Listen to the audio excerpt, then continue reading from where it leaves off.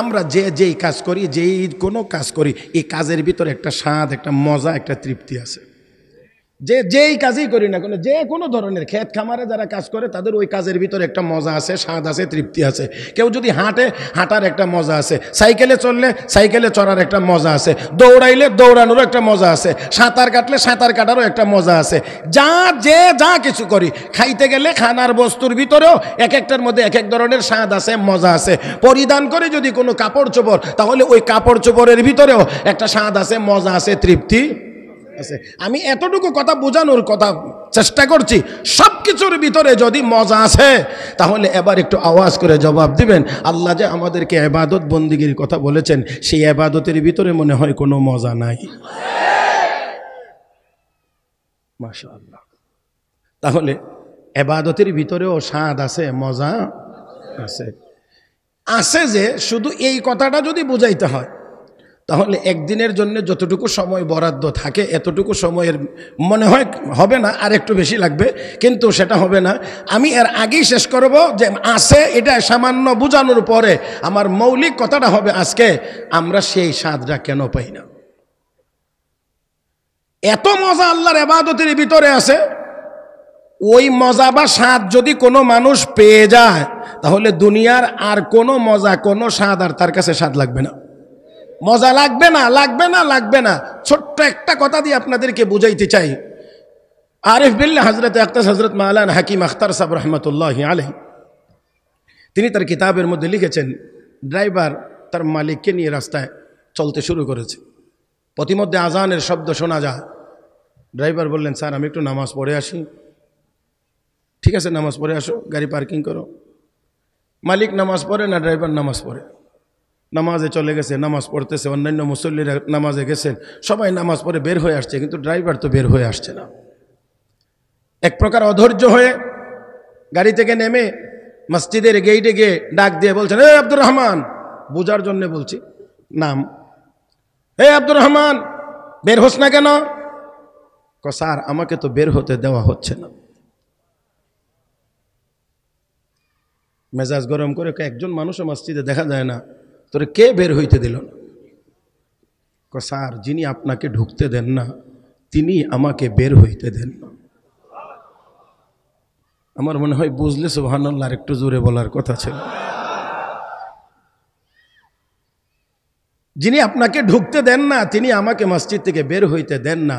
একটু কি আমরা বলতে পারি তার নামাজের ভিতরে, এই মসজিদে যাওয়ার ভিতরে কোনো স্বাদ বা মজা নাই? তাহলে আসেন এবার আপনাদেরকে আবু দাউদ শরীফ দ্বিতীয় খণ্ড, বুখারী শরীফ দ্বিতীয় খণ্ড, বুখারী শরীফ দ্বিতীয় খণ্ড কিতাবুল মাগাজি, আবু দাউদ শরীফ দ্বিতীয় খণ্ড কিতাবুল জিহাদ অধ্যায় হাদিস বর্ণিত হয়েছে। অনেক লম্বা হাদিসের একটু অংশ আমি আপনাদের সামনে তুলে ধরছি।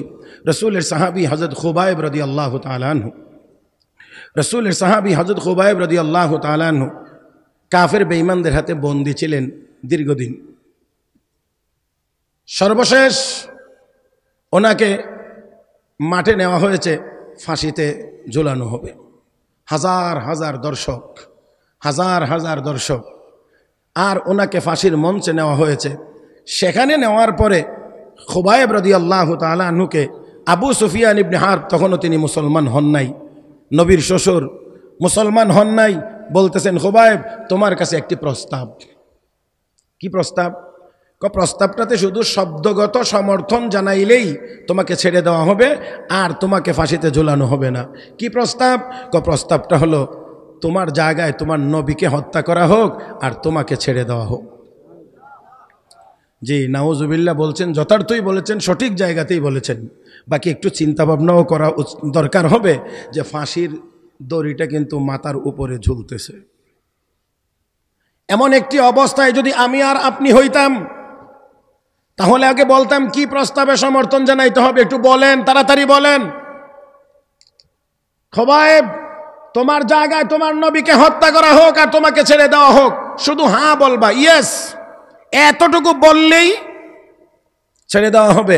তোমার নবীকে আনতেও হবে না, ফাঁসিতে ঝুলাইতেও হবে না। এমন সুযোগ আমরা পাইলে, কিতাবে মাসালা না থাকলেও আমরা নিজেরা মাসালা তৈরি করে নিতাম, জান বাঁচানো ফরজ। কিন্তু নবীর সাহাবী, নবীর হাতে গড়া সৈনিক, ইমানের মাপকাঠি, যাদের কলিজা ভরা নবীর মহব্বত, আল্লাহর মহব্বত, ইমান যাদের শতভাগ খাঁটি, তারা হলেন সাহাবায়ে কেরাম।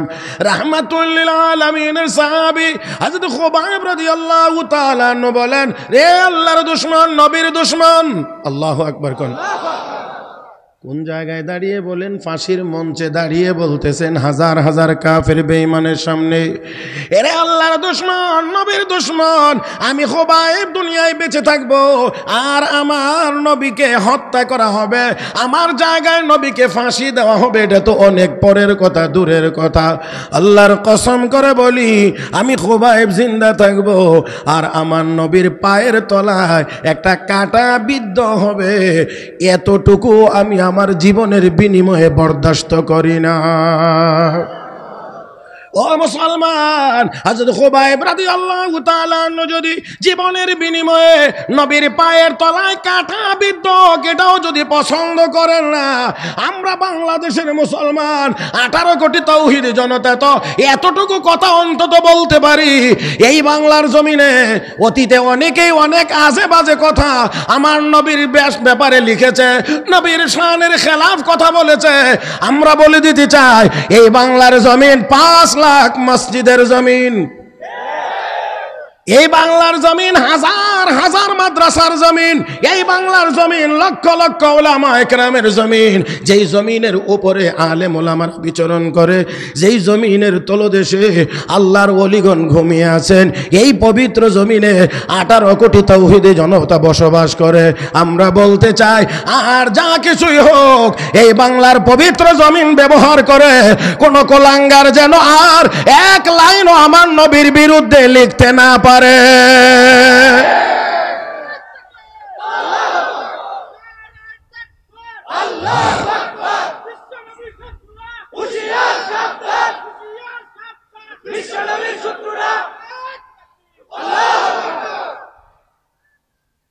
সতর্ক থাকতে হবে।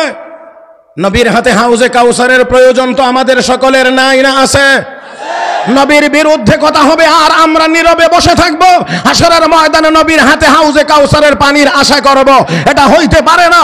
রাসূল বলেছেন, লা ইউমিনু আহাদুকুম হাত্তা আকুনা আহাব্বা ইলাইহি মিন ওয়ালিদিহি ওয়া ওয়ালাদিহি ওয়ান নাসি আজমাইন। নিজের জীবনের চাইতে আমি নবীর প্রতি যদি বেশি মহব্বত আর ভালোবাসা না হয়, পরিপূর্ণ ঈমানদার হওয়া যাবে না।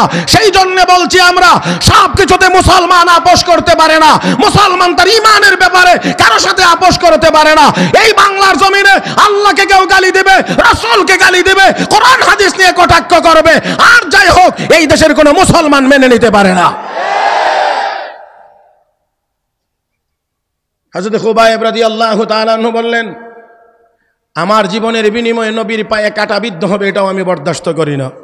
আবু সুফিয়ান ইবনে হারব তখন তার মতামত, তার ওপিনিয়ন ব্যক্ত করে বলছিলেন, মা রাআইতু আসহাবান কা আসহাবি মুহাম্মাদিন ইউহিব্বু মুহাম্মাদান।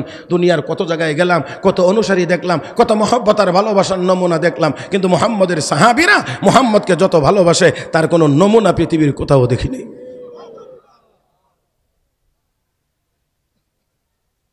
বক্তব্য যখন শেষ, এবার বলা হচ্ছে, খুবাইব তোমার শেষ আবেদন কি বলো, শেষ আবেদন কি বলো? হযরত খুবাইব বললেন, আমার শেষ আবেদন হলো 2 রাকাত নামাজ। আছেন তো আপনারা? আছেন তো মাঠে? 2 রাকাত জীবনের শেষ চাওয়া। আহারে, সারাটা জীবন মনে হয় নামাজ পড়েন নাই না? কথা বলেন, সারা জীবন মনে হয় নামাজ পড়েন নাই, তারপরে শেষ জীবনে গিয়ে 2 রাকাত নামাজেরই আবেদন, 2 রাকাত নামাজেরই আবেদন। আমরা হইলে অন্য কত কত জিনিস চাইতাম, কিন্তু রাসূলের সাহাবী বললেন, আমার শেষ চাওয়া, আমার শেষ চাওয়া 2 রাকাত নামাজ, নামাজ, নামাজ, নামাজ, নামাজ, নামাজ, 2 রাকাত। সুন্নতে খুবাইব জারি হলো। কিয়ামত পর্যন্ত শাহাদাতের পূর্বে যত মুসলমানেরা নামাজ পড়বে 2 রাকাত করে, সবাই মিলে যত সওয়াব, হযরত খুবাইবের আমল নামায় একা তত সওয়াব। 2 রাকাত নামাজের সুযোগ দেওয়া হলো, নামাজ পড়তে গেলেন।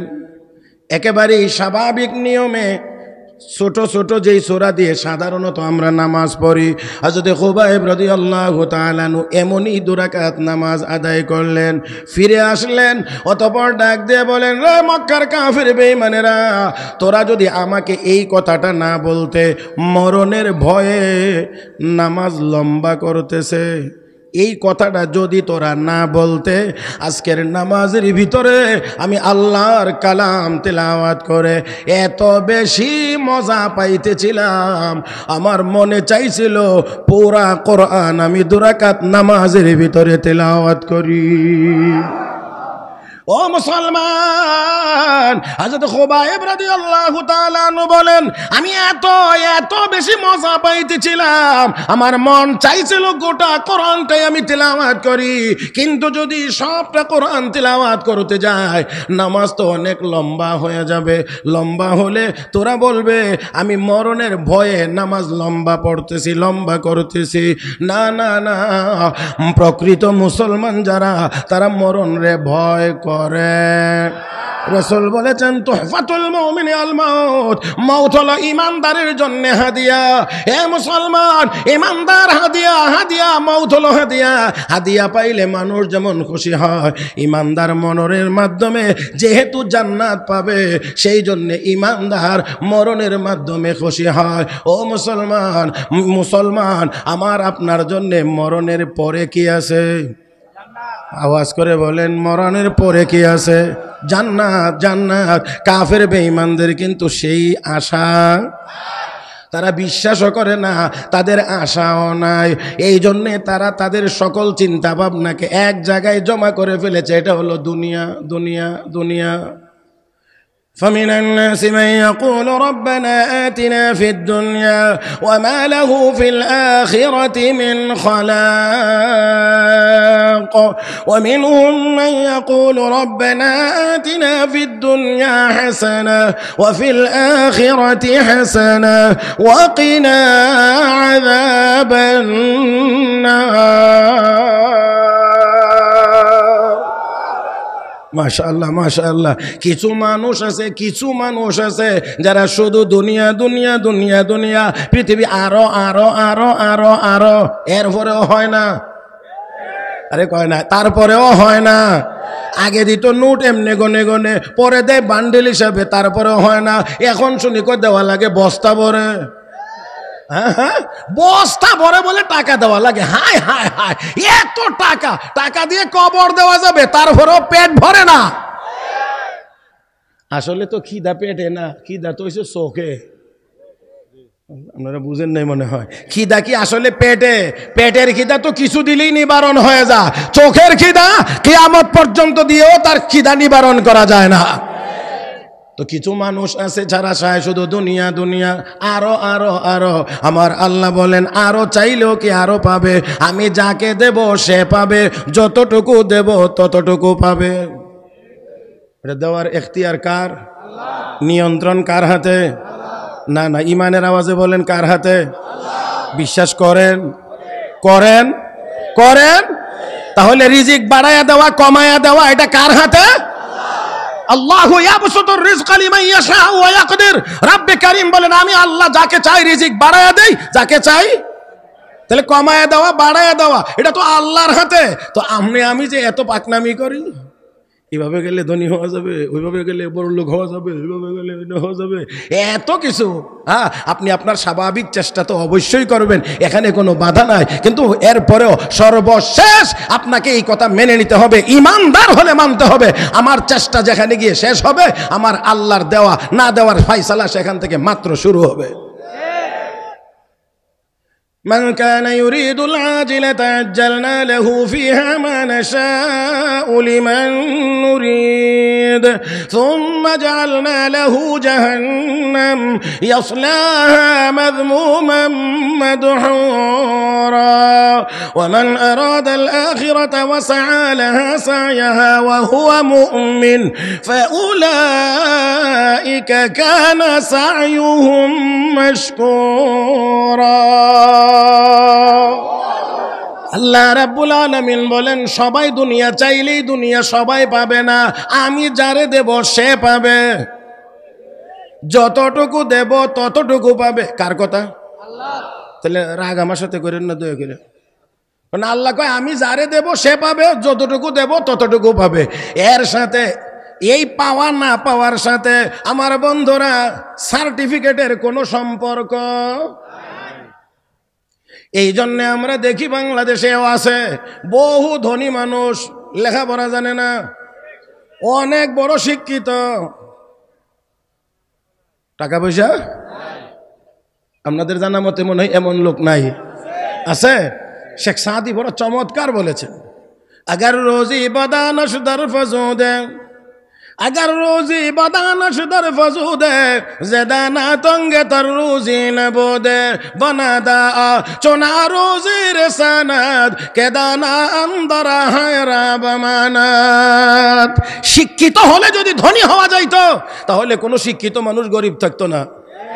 অথচ বহু ধনী মানুষ আছে অশিক্ষিত, সিগনেচার করতে জানে না, আর তার টাকার হিসাব করার জন্য বড় বড় শিক্ষিতরা খালি খাতা টানে। আনলে কষ্ট হইতেছে নাকি?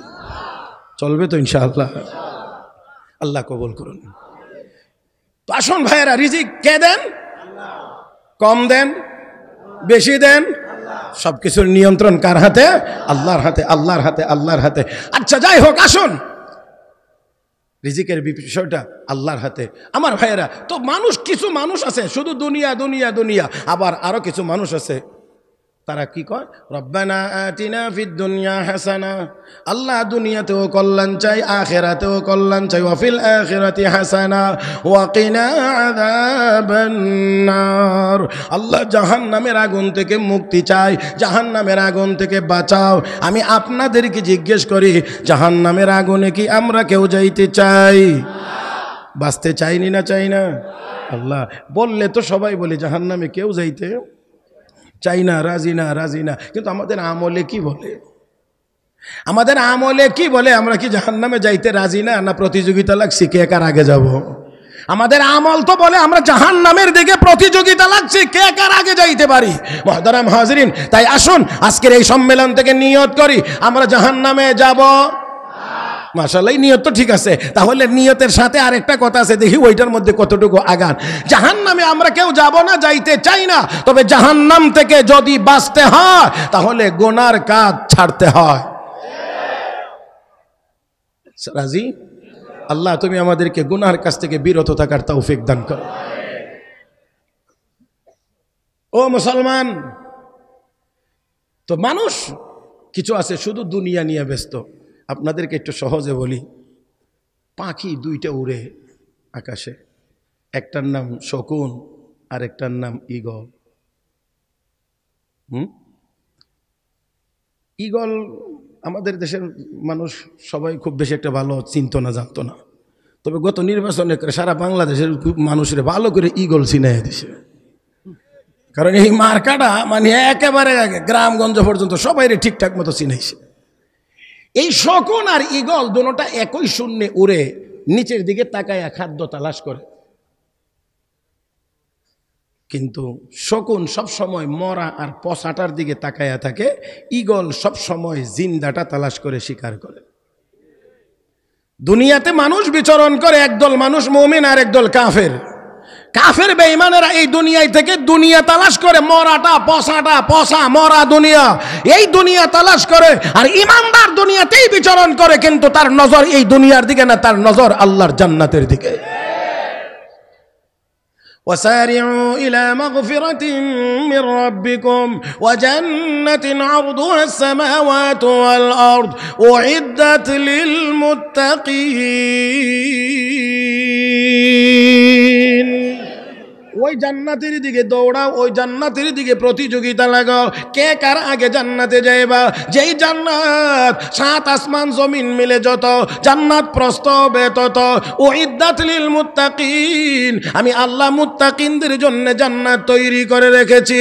হে মুসলমান, জান্নাতের দিকে দৌড় দেন, জাহান্নামের দিকে না। জান্নাতের দিকে যদি দৌড়াইতে হয় দৌড় দেন মসজিদের দিকে, জান্নাতের দিকে যদি দৌড়াইতে হয় দৌড় দেন মাদ্রাসার দিকে। জান্নাত জান্নাতের দিকে যদি দৌড়াইতে হয় দৌড় দেন ওয়াজ তাফসীর মাহফিলের দিকে। জান্নাতের দিকে যদি দৌড়াইতে হয় দৌড় দেন আল্লাহওয়ালা বুজুর্গদের সোহবতে। জান্নাতের দিকে যদি দৌড়াইতে হয় রে মুসলমান প্রয়োজন বোধে হাতে লাঠি নিয়ে দৌড় দেন কাফের বেঈমানদের মোকাবেলায় জিহাদের ময়দানে। সেটা হলো জান্নাতের পথ। মুহতারাম উপস্থিতি, হযরত খুবাইব রাদিয়াল্লাহু তাআলা আনহু বলছিলেন আমার মনে চাইছিল পুরা কোরআন তেলাওয়াত করতে, যেই মজা আজকে আমার লাগছিল তাহলে বোঝা গেল ইবাদতের ভিতরে মজা এই আছেটা আমি বুঝাইতে চাইছিলাম আর কি আছে। আমাদের মাযহাবের ইমামুল আযম ফকিহ হাযিহিল উম্মাহ সিরাজু হাযিহিল উম্মাহ হযরত আকদাস ইমাম আযম আবু হানিফা আন-নু'মান রাহিমাহুল্লাহ কাবা শরীফের ভিতরে 2 রাকাত নফল নামাজের নিয়তে দাঁড়াইছেন। দুররুল মুখতার শারহে তানবীরুল আবসার ফিকহে হানাফির অন্যতম এক ফতোয়ার কিতাব। এই কিতাবের ভূমিকায় মুকদ্দমার ভিতরে কথাটি আছে ইমাম আযম আবু হানিফা রাহমাতুল্লাহ আলাইহি এক পায়ের উপর একটু বেশি ভর দিয়ে দাঁড়াইলেন, এক দাঁড়ানোতে 15 পারা কোরআন শরীফ তেলাওয়াত করছেন। রুকু সেজদা দিয়ে উঠলেন তো বাম পায়ের উপর একটু বেশি ভর দিয়ে দাঁড়াইছেন, ওই দাঁড়ানোতে বাকি 15 পারা কোরআন শরীফ তেলাওয়াত করছেন। 2 রাকাত নামাজে কয় পারা? 2 রাকাত নামাজে কয় পারা? 30 পারা। 30 পারা 30 পারা। হ্যাঁ মুসলমান, কোরআন শরীফ কয় পারা? 2 রাকাত নামাজে 30 পারা তেলাওয়াত করছেন। 30 পারা তেলাওয়াত করছেন। আমরা ইমাম সাহেবরা তো 30 আয়াত তেলাওয়াত করতে পারে না, কোনো কিছু বুঝে আর না বুঝে পিছন দিক দিয়ে সিগন্যাল দিতে পারে।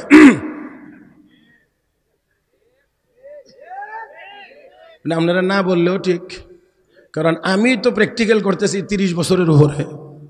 কথা বোঝেন নাই, পিছন দিক দিয়া এটা শুনলে টের হয় মোটামুটি কোনটা সিগন্যাল আর কোনটা অরিজিনাল, এটা বোঝা যায়, মোটামুটি বোঝা যায়। মুহতারাম হাজিরিন, তো ইমাম আযম আবু হানিফা 2 রাকাত নামাজের ভিতরে 30 পারা কোরআন তিলাওয়াত করেছেন।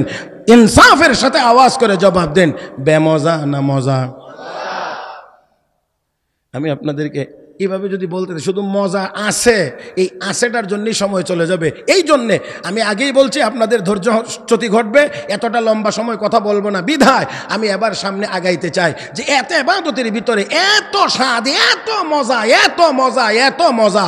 আর মজা যে আছে এটা তো আমরা বুঝিই। কোরআন শরীফের সূরা ফাতিহা তেলাওয়াত করতেছি সারা জীবন ভর, কিন্তু এখনো পর্যন্ত একটুও কমছে? খারাপ লাগে? মোটেও না, মোটেও না, মোটেও না। ও যুবক ভাইয়েরা, মাথায় হাত রেখে বলি, কোথায় তুমি দৌড়াদৌড়ি করো? মজার জন্যই তো দৌড়াদৌড়ি, মজার জন্যই তো দৌড়াদৌড়ি। কোথায় তুমি মজার জন্য দৌড়াইতে আসো? যেই মজা ক্ষণস্থায়ী, আজকে এটা ভালো লাগে না, কালকে এটা ভালো লাগে, আজকে এটা ভালো লাগে, কালকে এটা ভালো লাগে, এরপরে আরেকটা ভালো লাগে। কিন্তু আল্লাহর কোরআন 1500 বছর আগেও ভালো লাগে, 1500 বছর পরেও ভালো লাগে, 5000 বছর পরেও ভালো লাগবে, 5 কোটি বছর পরেও ভালো লাগবে, জান্নাতে গিয়েও ভালো লাগবে। তেলাওয়াতের এই মজা কখনোই কমবে। আসুন তাহলে এত কিছু থাকার পরেও আমরা কেন পাই না? আমরা কেন পাই না? একেবারে আমার দিকে তাকায়া শুনবেন মুহতারাম হাজরিন, যত কারণে আমরা সেই স্বাদটা পাই না তার অন্যতম কারণ হলো আমরা পরিপূর্ণ হালাল খাই না। আমার সাথে মনে হয় কিছুটা দ্বিমত। হ্যাঁ, এই জায়গাটায় আসলে আওয়াজ একটু কেমন জানি ছোট হয়ে আসে। আমি আবারও বলছি, সেই স্বাদটা আমরা কেন পাই না তার অন্যতম কারণ হলো আমরা পরিপূর্ণ হালাল খাই না। মনে রাখবেন, ছোট্ট একটা উদাহরণ দিলে আমি আশা করি আপনারা বুঝবেন। ছাদের উপরে ট্যাঙ্কি আছে, পানির ট্যাঙ্কি। এই ট্যাঙ্কি থেকে পানি পাইপ লাইন দিয়ে বিল্ডিংয়ের জায়গায় জায়গায় দেওয়া আছে লাইন, এখানে এখানে এখানে সব জায়গায় দেওয়া আছে। ট্যাপ দেওয়া আছে, ট্যাপ ঘুরাইলে ছাড়লে পানি কোন ট্যাঙ্কির আসে? একই ট্যাঙ্কির পানি আসে। ও মুসলমান, যদি এবার কেউ ছাদের উপরে ওঠে, ট্যাঙ্কির ঢাকনাটা খুলে ময়লা আবর্জনা যদি ফেলে দেয়, পানিটা যদি নষ্ট হয়ে যায়, ময়লা হয়ে যায়, তাহলে কোন ট্যাপ দিয়ে ভালো পানি আসবে? কয় না, একটা দিয়েও আসবে না, কারণ সব ট্যাপ দিয়ে কিন্তু ওই ট্যাঙ্কির পানি আসে। ও মুসলমান, আল্লাহ রাব্বুল আলামিন আমাদেরকেও পেট নামের একটা ট্যাঙ্কি দিয়েছেন। কোথায়? হ্যাঁ, পেট নামের একটা ট্যাঙ্কি দিয়েছেন, এটার মধ্যে যদি হারাম খাদ্য ঢুকানো হয় তাহলে ওই হারাম থেকে উৎপাদিত রক্ত পাইপলাইন রগ এই শরীরের রগ নামের পাইপলাইন দিয়ে সারা শরীরে বিচরণ করার কারণে শরীরের কোনো অঙ্গ দিয়ে ইবাদত করতে মনে চায় না, করলেও মজা লাগে না। চোষে কামরা পাকেদারি আজ হারাম, চোষে কামরা পাকেদারি আজ হারাম, মর্দ ইমাদার বাসি ওয়াসালাম, মর্দ ইমাদার বাসি ওয়াসালাম। যখন তুমি তোমার পেটটাকে হারাম থেকে মুক্ত রাখতে পারবা তখন তুমি নিজেকে ইমানদার মনে করতে পারবা। হে মুসলমান, তাহলে আওয়াজ করে বলুন, ইবাদতের স্বাদ যদি পাইতে হয় তাহলে কোন ধরনের খানা খাইতে হয়? আওয়াজ করে। তাহলে আজকে নিয়ত হোক তিন কথার এক কথা, এটা তিন কথার এক কথা। আমরা কি খাইব? আল্লাহ মাফ করে দিন, সবার কি হালাল খাওয়ার নিয়ত নাই? তাহলে বলেন কি খাবো? এই যে একটা মাত্র কথা, আমি হালাল খাবো, প্রত্যেকেই তো আমি এখানে আমরা সবাই যদি বলি আমি হালাল খাবো, কি খাবো? এই একটা কথার উপরে যদি এই জাতিকে আমল করানো যাইতো তাহলে চুরি ডাকাতি ছিনতাই রাহাজানি সব আপনা আপনিতে বন্ধ হয়ে যাইতো। আমি হালাল খাবো, আমি হালাল খাবো। একজন মানুষ যদি নিয়ত করে আমি হালাল খাবো তাহলে তার অ্যাকশন কতটুকু পর্যন্ত যায় চিন্তা করে একটু দেখেন তো। যেই ব্যক্তি বলবে হালাল খাবো সে কোনোদিন চুরি করতে পারবে না, ডাকাতি করতে পারবে না, দুর্নীতি করতে পারবে না, সুদ খাইতে পারবে না, ঘুষ খাইতে পারবে না, ওজনে কম দিতে পারবে না, বেশি আনতে পারবে না, খাদ্যে ভেজাল ঢুকাইতে পারবে না, দুই নাম্বারটারে এক নাম্বার বলে মিথ্যা কথা বলে চালাইয়া দিতে পারবে না, জমি জামা নিয়ে ধাক্কাধাক্কি করে আরেকজনের জায়গা দখল করতে পারবে না। সব বন্ধ হয়ে যাবে এক কথায়। কি খাবো? আওয়াজ করে বলেন না কেন? নিয়ত নাই, নিয়ত নাই। হালাল হালাল হালাল হালাল হালাল খাবো, হালাল খাবো, হালাল খাবো। রাসূল বলেছেন লা ইয়াদখুলুল জান্নাতা জাসাদুন গুযিয়া বিল হারাম। যেই দেহ হারাম দ্বারা গঠিত হয়েছে সেই দেহ জান্নাতে যাবে, জান্নাতে যাবে। তাহলে আমরা হালাল খাইবো ইনশাআল্লাহ। আর আমার নবী বলছেন তিনটা আমল যার মধ্যে থাকবে সে জান্নাতি। কয়টা? তিনটা। এক নাম্বার, যে ব্যক্তি হালাল খাইবে, যে ব্যক্তি হালাল খাইবে। আমরা আজকে এখান থেকে নিয়ত করে উঠবো ইনশাআল্লাহ যে আজ থেকে আর হারাম খাইব। কি খাইব? আপনারা খেয়াল করেন, ইমাম শাফি রহমতুল্লাহ আলাইহি উনি ছিলেন উস্তাদ, ইমাম আহমদ ইবনে হাম্বল রহমতুল্লাহ আলাইহি উনি ছিলেন ছাত্র। ইমাম আহমদ ইবনে হাম্বল রহমতুল্লাহি আলাইহি ওনার সর্বশেষ অবস্থান ছিল হেজাজে, আর হযরত ইমাম শাফি রহমতুল্লাহি আলাইহির অবস্থান সর্বশেষ ছিল মিশরে। ইমাম শাফি রহমতুল্লাহি আলাইহি যেমন উস্তাদ, ইমাম আহমদ ইবনে হাম্বল তেমন বড় ছাত্র। চিন্তা করা যায়, ইমাম শাফি রহমতুল্লাহ আলাইহি মাত্র 7 দিনে 30 পারা কোরআনের হাফেজ হয়েছে। ইমাম আহমদ ইবনে হাম্বল রহমতুল্লাহ আলাইহি 6 লাখ হাদিসের হাফেজ ছিলেন। ওনারই সময়ে মৃত্যুকেরা নবীর নামে জাল হাদিস ছড়াইছিল। তো এমন একটা ধরা পড়ছে, তখন খলিফার সামনে আনা হয়েছে, আনার পরে ঘোষণা দিছে তার মৃত্যুদণ্ড। তো এখন ওই জালেম বলতে আছে আমাকে একটু সুযোগ দেন, আমি যেই হাদিসগুলো বানাইয়া ছাড়ছি এইগুলো আমি উঠাইয়া নিয়ে আসি। তখন খলিফা জবাব দিছে তোর মতো জালেমকে দিয়ে আর এগুলো প্রত্যাহার করাইতে হবে না। ইমাম আহমদ ইবনে হাম্বল জিন্দা আছে, ওনার সামনে তেলাওয়াত করলে উনি বলে দিতে পারবেন যেটা হাদিস নাকি হাদিস না। জিনে ধরে মানুষরা, জিনে ধরা কোনো রুগীর ব্যাপারে ইমাম আহমদ ইবনে হাম্বলকে গিয়ে যদি কেউ বলতো যে হযরত অমুকরে জিনে ধরছে, উনি ওনার পায়ের স্যান্ডেলটা খুলে দিয়ে দিতেন আর বলতেন গিয়ে আরে দেখাইয়া দিও। শুধু ওই জুতাটা দেখায় দিলে জিন সাইরাজে যাইতো, আর কোনোদিন আসতো না। এবার চিন্তা করতে পারেন ব্যক্তিটা কত উপরের। তো ইমাম শাফি রহমতুল্লাহ আলাই যদিও উস্তাদ, কিন্তু ইমাম আহমদ ইবনে হাম্বল ছাত্র হইলেও ছোটখাটো ছাত্র না, অনেক বড়, অনেক বড়। ইমাম আহমদ ইবনে হাম্বল রহমতুল্লাহ আলাই ইমাম বুখারীর উস্তাদ, ইমাম বুখারীর উস্তাদ। তাহলে একটু যদি আমরা আরেকটু সামনে যাই তাহলে দেখব ইমাম বুখারীর উস্তাদ ইমাম আহমদ ইবনে হাম্বল, ইমাম আহমদ ইবনে হাম্বলের উস্তাদ ইমাম শাফি, ইমাম শাফির উস্তাদ ইমাম আবু ইউসুফ মুহাম্মদ, ইমাম আবু ইউসুফ মুহাম্মদের উস্তাদ ইমাম আজম আবু হানিফা। তো ইমাম শাফি রহমতুল্লাহ আলাই মিশর থেকে চিঠি লিখলেন ইমাম আহমদ ইবনে হাম্বলের কাছে, ও আহমদ, অনেক দিন হয়ে যায় তোমাকে দেখি না, দেখবার মনে চায়, সুযোগ হইলে একটু এসে দেখা করে যায়। ইমাম আহমদ ইবনে হাম্বল চিঠি পাইলেন, উস্তাদের চিঠি পাইয়া সসম্মানে এই চিঠি গ্রহণ করে চিঠির উত্তর লিখছেন, হযরত আগামী অমুক মাসের অমুক তারিখে আমি আপনাদের খেদমতে হাজির হব ইনশাআল্লাহ। চিঠি চলে গেছে ইমাম শাফির কাছে। ইমাম শাফি রহমতুল্লাহ আলাইহি ওই নির্দিষ্ট তারিখের জন্য অপেক্ষা, নির্দিষ্ট তারিখ চলে আসছে, ইমাম আহমদ ইবনে হাম্বল আসবেন, এই জন্যে উনি ওনার জায়গা ছেড়ে দিয়ে একেবারে শহরের প্রান্তে, শেষ প্রান্তে যে গেট, প্রবেশ পথ, সেখানে গিয়ে তিনি দাঁড়িয়ে আছেন। যদিও ছাত্র আসবে, কিন্তু ছাত্র তো অনেক বড় আলেম, সেই জন্যে আগায়া আনার জন্য গেছেন। ওই সময়ে ওনার যে ছাত্ররা ছিল তারা গিয়ে লাইনে দাঁড়াইছে, সমকালীন বাদশাহ ছিল ওনার ভক্ত, বাদশাহ গিয়ে লাইনে দাঁড়াইছে, মন্ত্রিসভার সদস্যবৃন্দ লাইনে দাঁড়াইছে, 3 বাহিনীর প্রধান গিয়ে লাইনে দাঁড়াইছে। এবার তো রাজকীয় মেহমান ইমাম আহমদ ইবনে হাম্বল রহমতুল্লাহি আলাইহি গেলেন।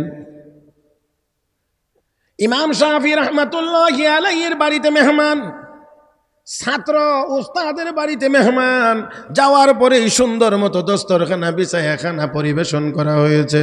ইমাম আহমদ ইবনে হাম্বল রহমতুল্লাহি আলাইহি যা খানা পাইলেন, যত পাইলেন সব খানা খেয়ে নিলেন এবং অত্যন্ত দ্রুত গতিতে খেয়ে নিলেন। ও মুসলমান, স্বাভাবিকভাবে এটা খানার আদবের খেলাফ, মুস্তাহাবের উল্টা, উত্তমের উল্টা মানে অনুত্তম। খানা খাইতে গেলে মেহমান হয়ে খাইলে খানা যা দেওয়া হয় সব না খাওয়া, অল্প হলেও কিছু রেখে দেওয়া, মেজবান যেন কোনো মানসিক কষ্টের মধ্যে না পড়ে। আমার মেহমান মনে হয় আরও কিছু দেওয়ার দরকার ছিল, না হইলে সব খেয়ে ফেলছেন, মনে হয় আরও দরকার ছিল।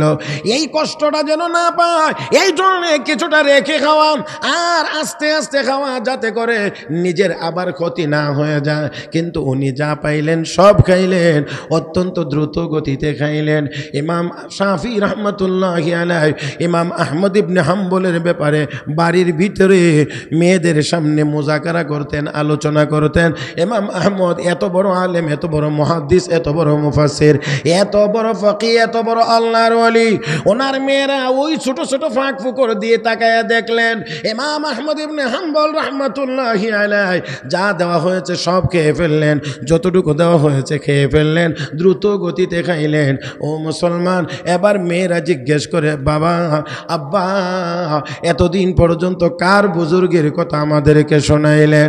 আব্বা যার খানার তরিকা ঠিক নাই, বুঝছেন না, এবার এত দ্রুত খায়ালা, যা দিলেন সব খায়ালা, এবার আবার আল্লাহর ওলিও কেমনে বলেন দেখি, কি তরক হয়েছে, কি ছুটে গেছে, বড় জোর মুস্তাহাব ছুটছে নাকি? এতেই প্রশ্ন, আব্বা কার বুজুর্গের কথা শোনাইলেন? আর আমাদের বাবা কেবলা কাবারা নামাজই ভরে না বলে, আরো আরো কত অপকর্মের খবর পাওয়া যায়, তারপরেও নাকি তারা সুলতানুল আউলিয়া। হায় হায় হায় হায়, ভাবা যায় নাকি?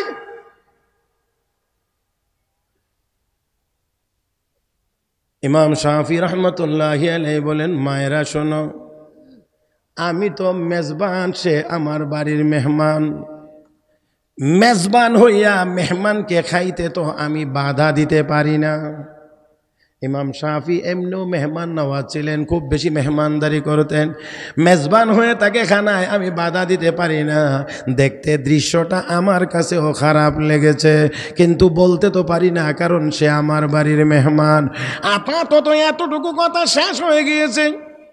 এবার এশার নামাজের জন্য উস্তাদ শাগরিদ দুজন যখন নামাজে চলে গিয়েছে, মসজিদে চলে গিয়েছে, ও মুসলমান, ইমাম শাফি রহমতুল্লাহি আলাইহির মেয়েরা তাহাজ্জুদের জন্য একটা যেই রুমে উনি থাকবেন রুমটা গুছায়া সুন্দর মতো তাহাজ্জুদের জন্য ওযুর পানি সহ যাবতীয় সব ব্যবস্থা করে দিয়ে রেখেছেন, যাতে করে তাহাজ্জুদের সময় পানির জন্য ওনাকে কষ্ট করতে না হয়। আওয়াজ করে বলবেন কোন নামাজের জন্যে, কোন সময়, কোন সময়? শেষ রাত, শেষ রাত, শেষ রাত। ও মুসলমান, আল্লাহওয়ালারা শেষ রাতে ঘুমায় না, আল্লাহওয়ালারা শেষ রাতে ঘুমায় না। আল্লাহর প্রিয় বান্দা বান্দি যারা তারা শেষ রাতে ঘুমায় না। আর আমাদের বদ অভ্যাস হয়েছে শেষ রাত ছাড়া আমাদের ঘুম ধরে না।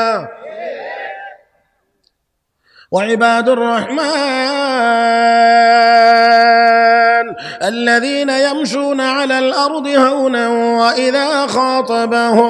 وإذا خاطبهم الجاهلون قالوا سلاما والذين يبيتون لربهم سجدا وقياما والذين يقولون ربنا اصرف عنا عذاب جهنم إن عذابها كان غراما إنها ساءت مستقرا ومقاما।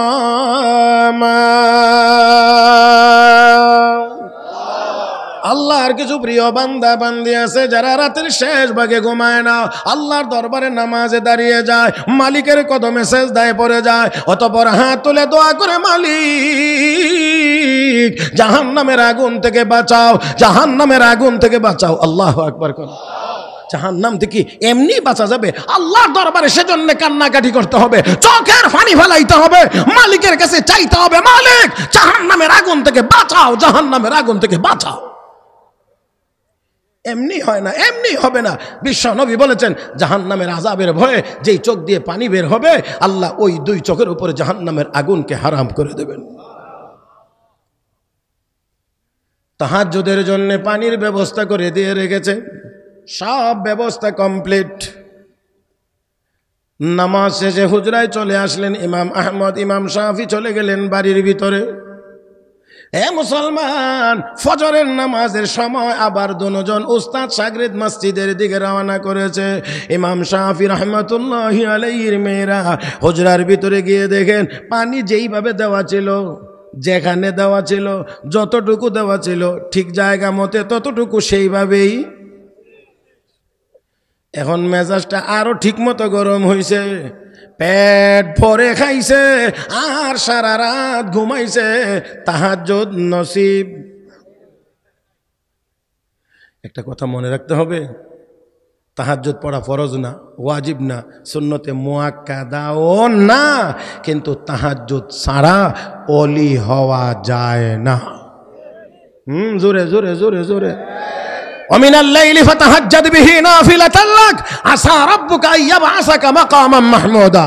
আমার নবীকে আল্লাহ বলেন তাহাজ্জুদ পড়েন, তাহাজ্জুদ পড়েন। আর নবী পড়তে পড়তে পড়তে পড়তে হাত্তা তারিমা কাদামাহু, আমার নবীর পা মুবারক ফুলে যেত নামাজ পড়তে পড়তে। আর উম্মত নামাজই পড়ে না। 60 বছর বয়সে নামাজের কথা বললে কো রাখেন না হুজুর, রাখেন না, পড়বো তো। আবার আবার আবার আবার কেউ কেউ আছে 60-70 বছরে যাওয়া কদ্দুর নামাজ পড়া শুরু করছে, তো এখন নামাজ পড়তে গিয়া মসজিদে আগে ইমামের ভুল ধরার চিন্তা শুরু করছে। যাক, এদিকে যাব না, আপনারা মনে কষ্ট পাইবেন, এই জন্য এটা বাদ, এই অংশ বাদ।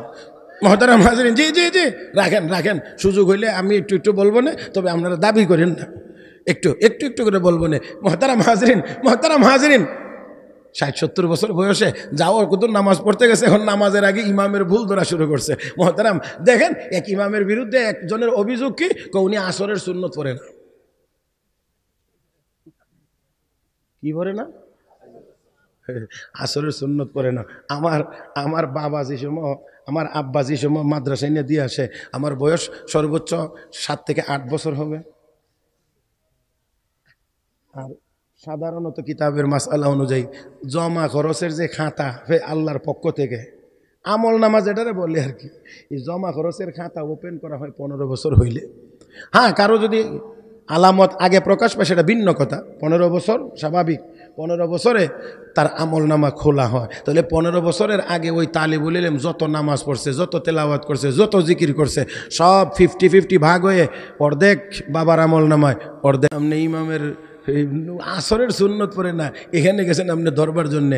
আপনার জীবনে কত হাজার রাকাত ফরজ নামাজ কাজা করছেন, আগে হিটার হিসাব করেন। আরো আসতে কর না, আরো আসতে কর না, আগে এটা হিসাব করেন, তারপরে গিয়ে বললেন ইমাম সাহেব তো নাবালেগ থাকতেই কত হাজার রাকাত মা বাবারে হাদিয়া দিয়ে রাখছে। হ্যাঁ, আপনি এতদিন পরে হায় হায় হায়, চিন্তা করা যায়নি। চালনি চিনেননি? চালনি ছিদ্র নাই? হ্যাঁ আছে। সুয়ের কোনটাত কম, কোনটাই বেশি? চালনির অসংখ্য, সুয়ের একটা, অথচ চালনি সুয়ের কই তোর পিছনে দিয়ে ছিদ্র। শুয়ে কয় একদম কারেক্ট, একদম সঠিক কথা বলছিস, ছিদ্র আমার একটা আছে। তবে দয়া করে তুই যদি তোরগুলো দেখতে, কিয়ামতের আগে আমারটা দেখার সুযোগ তোর হইতো না।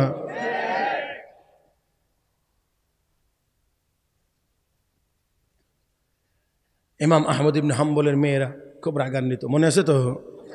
রাগান্বিত আসছে এবার বাবা, এখন আর আসতে না, বাবা হিসেবে মেয়েরা এবার গিয়ে বাবার জামাত ধরছে। এটা আবার মনে করেন না যে বেয়াদবি করতেছে, সেটা না, এটা বাবা আর মেয়ের সম্পর্কের ভিত্তিতে জামাত ধরছে। আব্বা, এতদিন পর্যন্ত কার বুজুর্গের কথা আমাদেরকে শোনাইলেন, যে লোকের খানা খাওয়ার তরিকা ঠিক নাই, সারা রাত ঘুমাইলো, তাহাজ্জুদ পড়তে পারে নাই, সেই লোক আবার কেমনে এত বড় আল্লাহর ওলি হয়? আর আমাদের দেশে কেমনে জানি ওলি হয়? বাংলা আমাদের বাজারে ফিয়াইজ এত সস্তা না, এখন অলির বাজার যত সস্তা। আরে বাবা রে বাবা, আব্বা কেমনে এত বড় আল্লাহর ওলি ইমাম শাফি রাহমাতুল্লাহি আলাইহি আর সহ্য করতে পারেন নাই। এখন মেজবানার মেহমান না, এখন তিনি উস্তাদের ভূমিকায় অবতীর্ণ হইলেন, কারণ উনি তো আমার ছাত্র। এখন আর মেজবান না, এখন আমি উস্তাদ। সেই হিসাবে ছাত্রের হুজরায় গিয়ে ঢুকলেন, ডাক দেখো আহমদ, এত বড় বেআমল তুমি কেমনে হয়ে গেলা? এত বড় বেআমল তো তুমি ছিলে না। কদ্দুর বেআমল হয়েছে? ধরেন না খানা খাওয়া মুস্তাহাবের খেলা হয়েছে, আর তাহাজ্জুদ ছুটলেন, নফল ছুটছে, ওদ্দুরই বেআমল হয়ে গেছে আল্লাহ। আর আমরা যদি ইমাম শাফি দেখতো, ইমাম শাফি যদি আমরা দেখতেন, তো আল্লাহ না জানি কি হইতো। আয় হায়, তারপরেও আমাদের অনেকের ভাবসাব দেখলে বোঝা যায় সুবহানাল্লাহ, এই যুগের ইমাম শাফি আমি হই। রাগ করে না, কষ্ট পাবেন আর কি, এই জন্য বেশি বলতেও পারি না, ভয়ও লাগে কোন কথায় কে কষ্ট পান। আমার ভাইয়েরা বন্ধুরা, আমাদের ভাবসাব দেখলে মসজিদে গেলে ভাব মনে করে যে আমি মসজিদের সব মুসল্লির থেকে বেশি ভালো জানি। হ্যাঁ, সুবহানাল্লাহ সুবহানাল্লাহ। কিন্তু যদি কোনোদিন দরকার হয়, যদি কোনোদিন দরকার হয় যে 2 রাকাত নামাজ আজকে পড়ানি লাগবে, তখন কিন্তু ঠেলায় একামত দেওয়ার জন্যে নেওয়া যায় না। কিন্তু বেচারা ভাবসাবে বোঝা যায়, বাহ, আব্দুল কাদের জিলানী কি আমি কোনো অংশেই কম না। আল্লাহ আমাদেরকে হেফাজত করুন। বেশি কষ্ট হয়ে যাচ্ছে, রাত মনে হয় একটু বেশি হয়ে যাচ্ছে। আমি একটু দেখে নিই, আমার একটা আইডিয়া আছে মোটামুটি যে কতটুকু ওয়াজ করলে কদ্দূর হয়। জি, আমিও মনে মনে ভাবতেছিলাম যে 11টার কাছাকাছি হবে, কারণ মাত্র 32 বছর যাবত ওয়াজ করি, বেশি দিন হয়েছে না। কতক্ষণ ওয়াজ করলে কদ্দূর সময় লাগতে পারে একটা হিসাব কিতাব তো আমারও আছে। তবে 11টা পুরা হয়ে যাক, এতে কি আপনাদের কষ্ট হবে? হ্যাঁ, কষ্ট হবে না তো? তাহলে ঠিক আছে ইনশাআল্লাহ 11টা হোক, তারপরে এর ভিতরে আমিও কথা শেষ করার চেষ্টা করব। আল্লাহ যেন তৌফিক দান করেন। মেয়ের আগে এক আব্বা কার বুজুর্গের কথা শোনাইলেন, খাওয়া দাওয়ার তরিকা ঠিক নাই, যেই লোকের তাহাজ্জুদ কাজা হয় সেই লোক আবার কেমন করে আল্লাহর এত বড় ওলি হয়? ইমাম আহমদ ইবনে হাম্বলের হুজরায় ইমাম শাফি কে কো, ও আহমদ, এত বড় বেআমল কেমনে হয়ে গেলা, কেমনে হয়ে গেলা? খানার তরিকা তোমার ঠিক নাই, যা দিলাম সব খাইলা, দ্রুত গতিতে খাইলা, সারা রাত ঘুমাইলা, তাহাজ্জুদ তোমার হয় নাই, কেমনে এত বড় বেআমল হয়ে গেলা? ইমাম আহমদ ইবনে হাম্বল রাহমাতুল্লাহি আলাইহি ডাক দিয়ে কইলেন, না না, আসলে ব্যাপারটা এমন না। আল্লাহু আকবার। আসলে ব্যাপারটা এমন না হুজুর। আমি যখন আপনার বাড়ির দস্তরখানায় এসে বসেছি, সামনে যখন বসেছি, আপনি আমার সামনে খানা পরিবেশন করেছেন, আমি তখন তাকিয়ে দেখি আপনার বাড়ির খানা এত বেশি হালাল।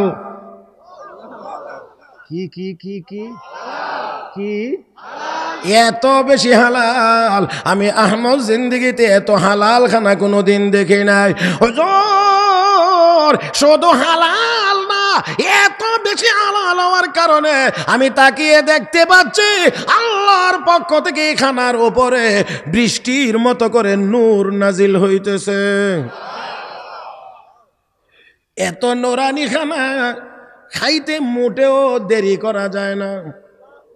সিদ্ধান্ত নিলাম খাইতে মোটেও দেরি করা যায় না, যত তাড়াতাড়ি সম্ভব খাইতে হবে।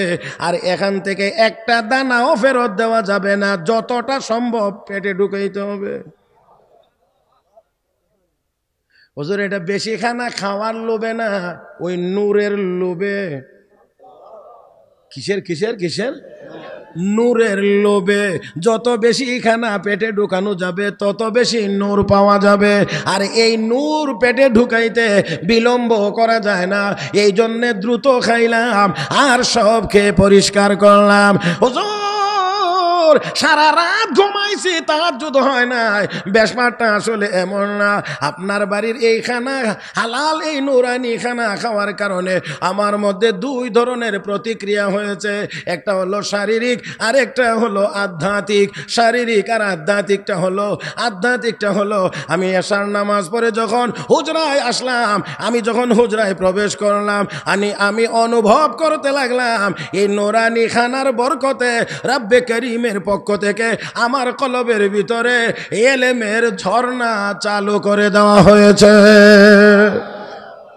ও মুসলমান, অনেক সময় দেখবেন কথা বলতে গিয়ে কথা যেন আসে না, খুশ করে ভাবা যায় না, কেমন জানি এলোমেলো লাগে। আবার দেখা যায় কখনো বক্তৃতা দিয়ে গিয়ে খুব সুন্দর বক্তব্য দেওয়া যায়। তাহলে বোঝা গেল এখানে একটা ব্যাপার স্যাপার আসেনি না নাই। আল্লাহর পক্ষ থেকে ইলমের ঝর্ণা চালু করে দেওয়া হয়েছে। হাকিমুল উম্মত মুজাদ্দিদে মিল্লাত হযরত আকদাস মাওলানা আশরাফ আলী থানভী রাহমাতুল্লাহি আলাইহি তিনি তাফসিরে বয়ানুল কোরআন লিখেছেন। তাফসিরে বয়ানুল কোরআন বাংলায় যেটা অনুবাদ হয়েছে তাফসিরে আশরাফি নামে। এই তাফসিরে বয়ানুল কোরআন তিনি লিখতেন, লেখার জন্য সকালবেলা বসতেন। তো উনি ফজরের পরে এশরাকের আগে পরে একটু মাঝে মাঝে হাঁটাহাঁটি করতেন। তো ওনার স্ত্রী একদিন বাড়িতে চলে গেছেন, যাওয়ার আগে বলে গেছেন ফজরের নামাজের পরে ওই মোরগ ছেড়ে দিয়েন। এটা আপনারা বুঝবেন কিনা, রাজধানীর মানুষ জানি না, গ্রামের কথা বলছে আর কি, গ্রামের কথা। নামাজের পরে ঘর থেকে মোরগ ছেড়ে দিন। তো এটা তো আর ওনার দৈনন্দিন কাজ না, এটা তো মহিলার কাজ। এখন ওনার আর এটা স্মরণ নাই। স্মরণ না থাকাতে উনি এশরাকের নামাজ পড়ে এবার কাগজ কলম নিয়ে বসছেন। এখন তো কোনো কিছুই লিখতে পারেন না, কোনো কথাই ভিতরে জাগ্রত হয় না, কিছু যে লিখবেন এমন কিছুই পাচ্ছেন না, মনে হচ্ছে যেন একবারে লক। সাথে সাথে কলম রেখে মোরাকাবায় বসলেন। রব্বে করিমের পক্ষ থেকে ইলহাম হয়েছে, ও আশরাফ আলী, আমার মাখলুকের উপরে জুলুম করে আমার পক্ষ থেকে ইলম পাওয়া যায় না।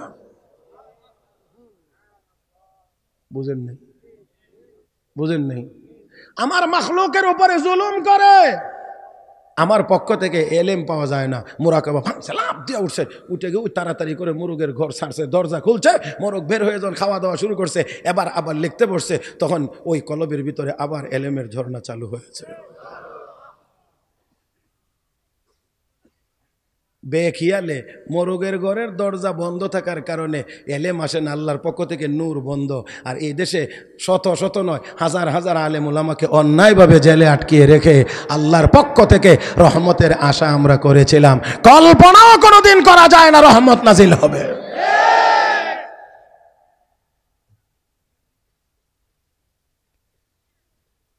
আমার ভাইরা, আমি খুব বেশি কড়া কথা বলতে চাই না, তারপরে মাঝে মাঝে এক দুইটা আইসা পড়ে আর কি, একেবারেই মানে লোবার সামলানো জানে জন্য দুই একটা হয়ে যায়।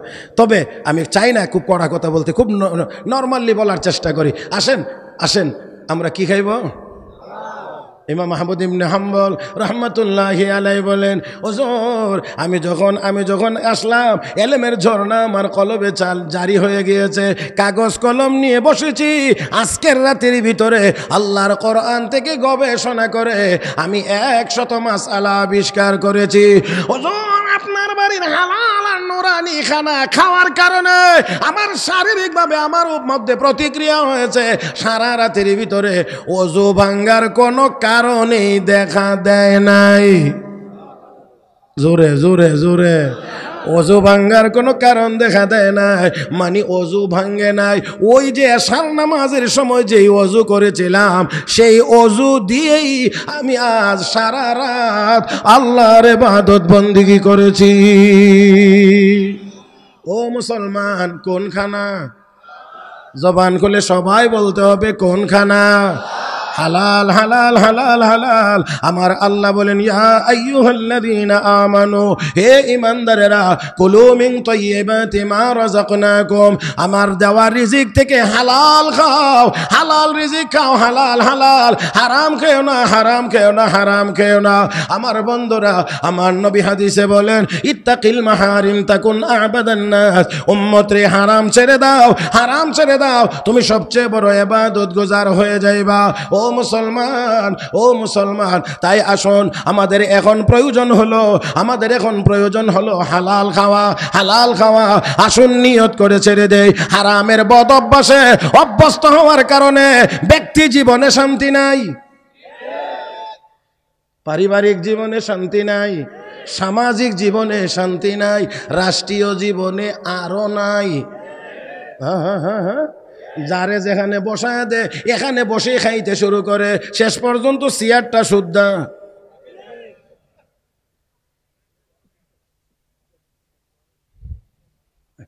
সব বলবো না, একটু একটু বলি আর কি।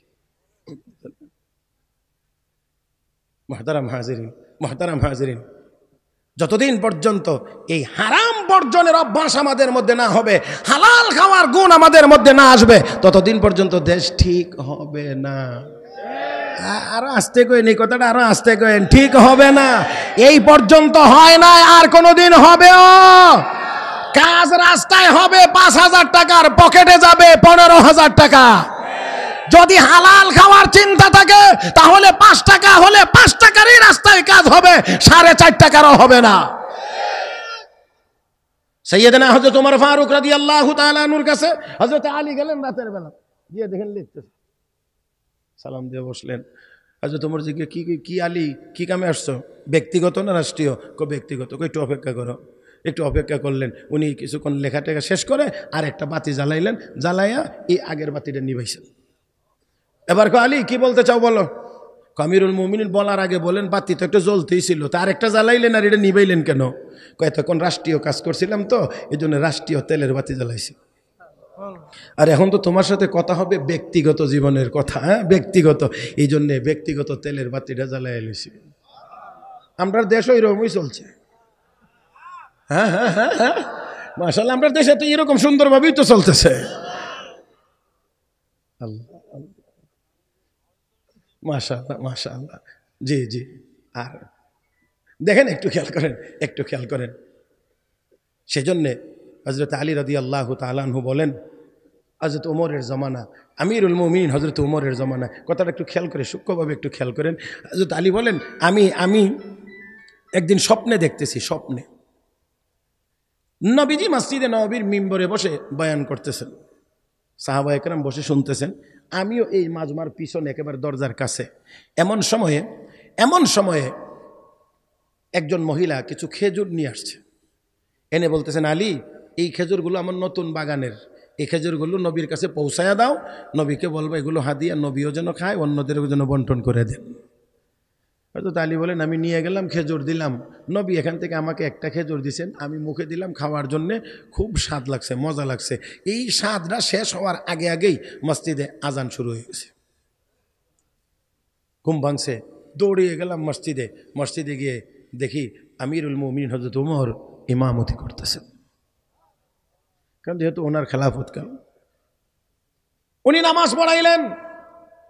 অতঃপর তিনি মসজিদে নববীর মিম্বরে উঠে মুসল্লিদের উদ্দেশ্যে বয়ান শুরু করলেন, আমিও পিছনে বসা।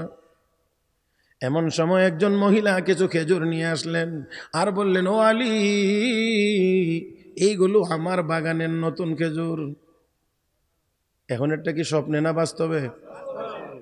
আলী, খেজুরগুলো আমিরুল মুমিনিন হযরত ওমরের কাছে পাঠায়া দাও, ওমর যেন নিজেও খান, সবার মধ্যে যেন বন্টন করে দেন। হযরত আলী বলেন, আমি নিয়ে গেলাম, নবী আমিরুল মুমিনিন হযরত ওমরের কাছে দিলাম। হযরত ওমর পাইয়া এখান থেকে একটা খেজুর আমাকে দিলেন, এটা আমি মুখে দিলাম। রাতের বেলা স্বপ্নের দেওয়া, ঘুমের মধ্যে স্বপ্নে দেওয়া আল্লাহর নবীর খেজুরের যেই মজা, এই খেজুরের মধ্যেও সেই মজা আমি পাইতে আছি। মজার কারণে আমি বললাম, আমিরুল মুমিনিন আমাকে আর একটা খেজুর দেন। হযরত ওমর সাথে সাথে বলেন, লাউজাদ রাসূলুল্লাহ সাল্লাল্লাহু আলাইহি ওয়াসাল্লাম ফিল মানামি লাজিদতু। হে আলী, আল্লাহর নবী যদি তোমাকে স্বপ্নে একটার বেশি খেজুর দিতেন, আমিও তোমাকে একটার বেশি দিতাম।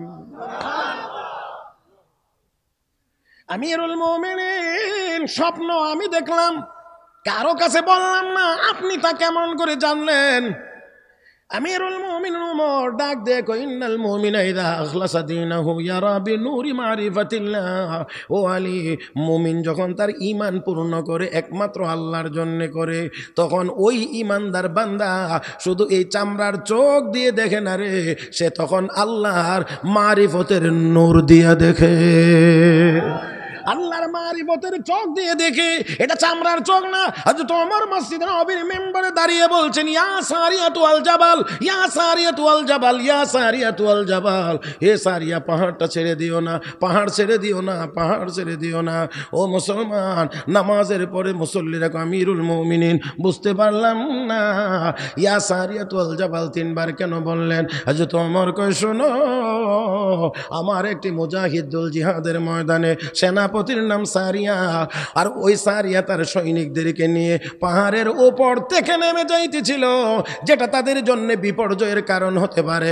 এই জন্য আমি এখান থেকে সাবধান করে দিয়েছি, সারিয়া পাহাড়টা ধরে রাখো। চিৎকার মেরে কোন আল্লাহু আকবার।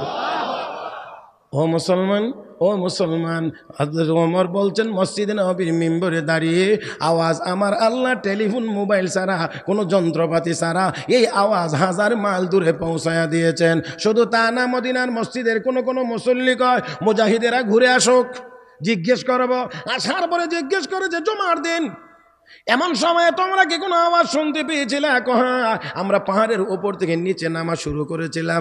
এমন সময় শুনি আমিরুল মুমিনিন হযরত ওমর আমাদেরকে যেন পিছন দিকে দাঁড়িয়ে বলতেছেন, ইয়া সারিয়াতু আল জাবাল, হে সারিয়া, পাহাড় ছেড়ে দিও না। ওই আওয়াজ শুনে আমরা পাহাড় ছেড়ে দেওয়ার সিদ্ধান্ত থেকে সরে এসে আবার পাহাড়ের চূড়ায় উঠে দাঁড়িয়েছি। হে মুসলমান, বুঝতে পারি নাই, চিনতে পারি নাই আমরা কারা। আমরা তো ওই মুসলমান যারা লাঠি দিয়ে গোতা দিয়েছি, মদিনার ভূমিকম্প বন্ধ হয়ে গিয়েছে। ইয়া সারিয়াতু আল জাবাল বলছে, আওয়াজ হাজার মাইল দূরে চলে গিয়েছে। নদীর নামে চিঠি লিখেছি, নদীতে জোয়ার এসেছে। রাতের অন্ধকারে যুদ্ধের ঘোড়া দাজলা নদীর উপর দিয়ে দৌড়িয়েছি, ঘোড়ার পায়ে পানি লাগে নাই। জঙ্গলে ভাষণ দিয়েছি, জঙ্গল খালি হয়ে গিয়েছে। আমরা নামাজের মুসল্লা বিছাইয়া নদী পার হয়েছি। আল্লাহু আকবারের আওয়াজ দিয়ে বাতিলের মসনদ ভেঙ্গে চুরমার করে দিয়েছি। সেই মুসলমান আমরা, ওই 60 লাখ ইহুদির সামনে মাথা নত করার জাতি হতে পারে না। চোখ রাঙ্গায় কোনো লাভ নাই, চোখ রাঙ্গায় কোনো লাভ নাই। আমরা মুসলমান যেমন করে বাঁচতে জানি, প্রয়োজন হলে আমরা মরতেও জানি। আমার ভাইয়েরা, কেউ যদি ভুল করে এই দেশের উপরে হামলা করার চিন্তা করে, আমরাও বলে দিতে চাই, তখন শুধু এই দেশের সেনাবাহিনী, বিমান বাহিনী আর অন্য বাহিনীরাই শুধু যুদ্ধ করবে না, এই দেশের 18 কোটি তাওহীদি জনতাও সেই যুদ্ধে শামিল হবে।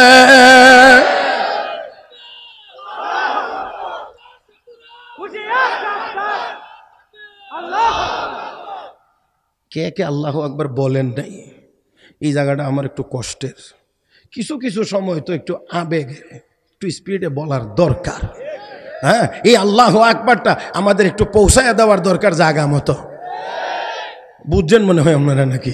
হ্যাঁ, জায়গা মতো পৌঁছায় দেওয়ার দরকার। এই আল্লাহু আকবারের সাথে তো কারো কোনো বিরোধিতা নাই, বিরোধিতা তো নাই, বিরোধিতা নাই। তাহলে আসতে বলবেন না জোরে?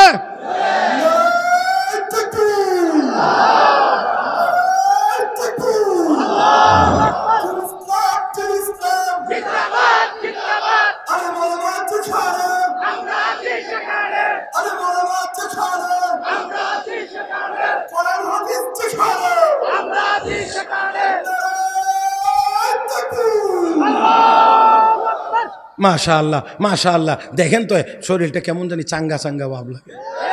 এটা আসলে শরীর চাঙ্গা না, এটা ইমান চাঙ্গা। আর ইমান চাঙ্গা থাকলে দেখবেন এমনি লড়তে পারে না কোনো রকম, এও দেখবেন রোজা রাখছে। আর যেটারে কুরবানি দিল 3 গ্রাম খাওয়ানো যাবে। এ রমজান আইবার আগে সবে বরাত থেকে খালি ফেট হতা, আর ইমাম সাহেবের সামনে গিয়ে করলাম বাটফার ধোঁকাবাজ। আগে থেকে ভাব দেখাইতে আমি অসুস্থ, রোজা মনে হয় আসলে রাখবার নিয়তে। ইমাম সাহেবরে না হয় বুঝাইতে পারবা, ও মুখ সাহেবরে বুঝাইতে পারবা, এই হুজুরে বুঝাইতে পারবা, কিন্তু না মন রাগ করছে না আমার উপরে। হ্যাঁ জি, মাশাআল্লাহ, আলহামদুলিল্লাহ, আলহামদুলিল্লাহ, আলহামদুলিল্লাহ।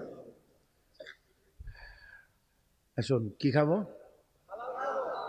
এটা আমার সবক আজকে, এটা বারবার উচ্চারণ করাইতেই হবে। কি রাগ নেই? হ্যাঁ ইনশাআল্লাহ। আমরা আজকে সবক কি খাবো? এই সবকটা যদি আমরা খালি সবাই মাইনা লাইতে পারতাম তাহলে আর কোনো ঝামেলা। হ্যাঁ, ছোট চুরিও থাকলো না, বড় চুরিও থাকলো না। আর বাংলাদেশ ব্যাংকের রিজার্ভ তো কেউ চুরি করবার চিন্তাও করলো না। হায় হায়, কেমন দেশে বসবাস করি, ব্যাংকের রিজার্ভ শুদ্ধ চুরি করি। মসজিদে নামাজ পড়তে গেলে ইমাম সাহেবরে বলতে হয় মাইক দিয়া, জুতা চোর হইতে সাবধান।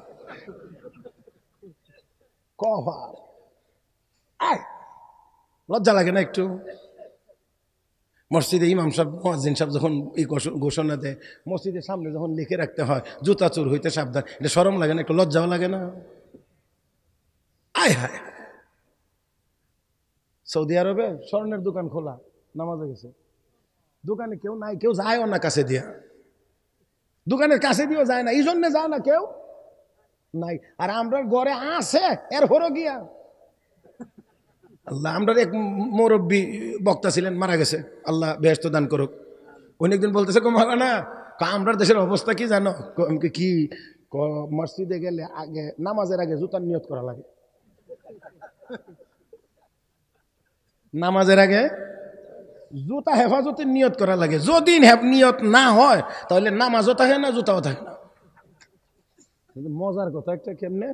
যদি গিয়া দেখে যে জামাত মানে রুকুতে চলে গেছে ইমাম সাহেব, তো রুকু পাইলে তো রাকাত পাবে, এই জন্য জুতা তাড়াতাড়ি রেখে দৌড় দিয়ে 2 কাতার আগে গেল।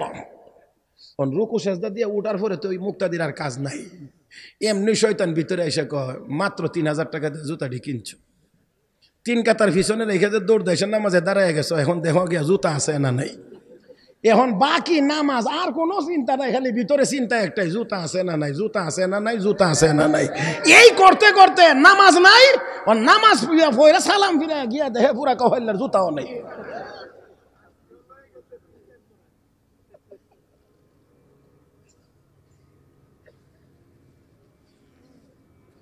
আল্লাহ, আল্লাহ তুমি আমাদেরকে হেফাজত করো। আর কষ্ট দেওয়া যায় না। একেবারেই দ্রুত বাকি কথাগুলো শেষ করতে চাই। আমরা কি খাবো? মাশাআল্লাহ, আমরা হালাল খাবো। আল্লাহ বলেন, ইয়া আইয়ুহাল্লাযীনা আমানু কুলু মিন তাইয়্যিবাতি মা রাযাকনাকুম। এ বান্দা বান্দিরা, আমার দেওয়া রিজিক, হালাল রিজিক খাও। রাসূল বলছেন, যার মধ্যে 3 আমল থাকবে। কয় আমল? 1 নাম্বার মান আকালা তৈয়বান, যে হালাল খাবে। 2 নাম্বার ওয়া আমিলা বিসুন্নাহ, সুন্নত মোতাবেক আমল করবে। আমলটা যেন নিজের মন গড়া পদ্ধতিতে না হয়, নবীর শিখানো তরিকা মোতাবেক যেন হয়।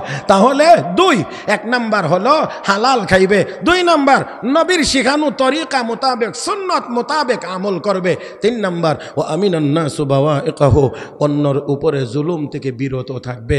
আমার জুলুম থেকে যেন অন্যরা নিরাপদে নিরাপদে থাকে, আমার জুলুম থেকে অন্যরা যেন নিরাপদে থাকে। আমার ভাইয়েরা, এমন যেন না হয় আগে যেমন ছিল এখনো এমনই, শুধু লোকের পরিবর্তন। হ্যাঁ, এমন যেন না হয়। তাহলে আসুন, 1 নম্বর হালাল খাইব, 2 নম্বর সুন্নত মোতাবেক আমল করব, 3 নম্বর কাহাকেও কষ্ট দেব, কাহাকেও কষ্ট দেব। কয়টা? নবী কয় দাখালাল জান্নাহ, সোজা জান্নাহ। তাহলে আসুন, একটার উপর একটু লম্বা কথা বলছি আর কি, বাকি 2টা তো রয়েই গেছে। তারপরে শুধু শিরোনামটা বললাম। 3টা কাজ: 1 নম্বর হালাল খাইব, 2 নম্বর নবীর শিখানো তরিকা মোতাবেক সুন্নত মোতাবেক আমল করব, 3 নম্বর হলো কাউকেও কষ্ট দেব। তাহলে যাইতে পারবো কোথায়? জান্নাতে। আল্লাহ রাব্বুল আলামিন আমাদের সবাইকে এই 3 আমল করে জান্নাতের উপযুক্ত হয়ে দুনিয়া থেকে বিদায় গ্রহণ করার তৌফিক দান করুন। মহব্বতের সাথে সবাই বলি আমিন। পরিশেষে আপনাদের সকলে সুস্বাস্থ্য, উন্নতি, অগ্রগতি ও কল্যাণ কামনা করে ইন্তেজামিয়া কমিটিকে আন্তরিক অভিনন্দন ও মোবারকবাদ জানিয়ে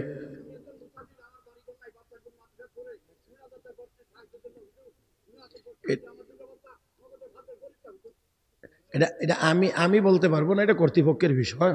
এটা আমাকে বললে হবে না, তবে এটা কর্তৃপক্ষ বিবেচনা করতে পারেন। আপনি গেটে গেলে যারা এখানে আছেন তারা যাওয়ার সময় আপনাকে একটু সহযোগিতা করতে পারে। জি জি, আপনি জি, আল্লাহ যেন যা বলছি, যা শুনছি, ভুলভ্রান্তি হয়ে থাকলে আল্লাহ যেন মাফ করে দেন। আমলযোগ্য কথাগুলোর উপর আল্লাহ যেন আমাদেরকে আমলের তৌফিক দান করেন।